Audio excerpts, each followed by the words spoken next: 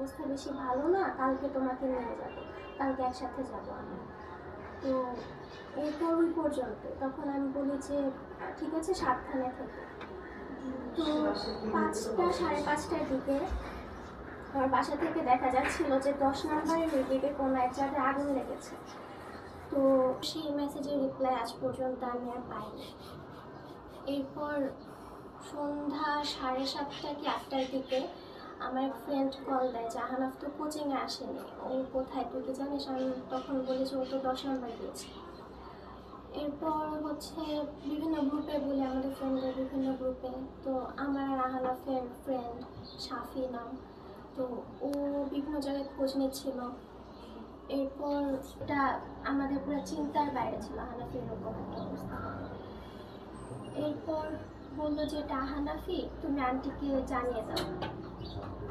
কিন্তু আহনাফের পরিবারকে জানানোর মতো সাহস আমার তখন হচ্ছিল না, আমি নিজেও বিশ্বাস করতে পারছিলাম না যে আহনাফ শহীদ হয়েছে।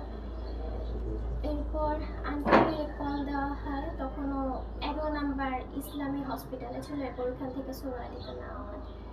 তো শুনে বুঝতে পারে যে না, এটা আসলে আহনাফ। আমরা প্রথমে কেউই বিশ্বাস করতে পারছিলাম না। এরপর ওর ফ্যামিলিকে জানানো হয়, আমার সাথে শেয়ার করতে, আমিও আমার প্রবলেমগুলো ওর সাথে শেয়ার করতাম।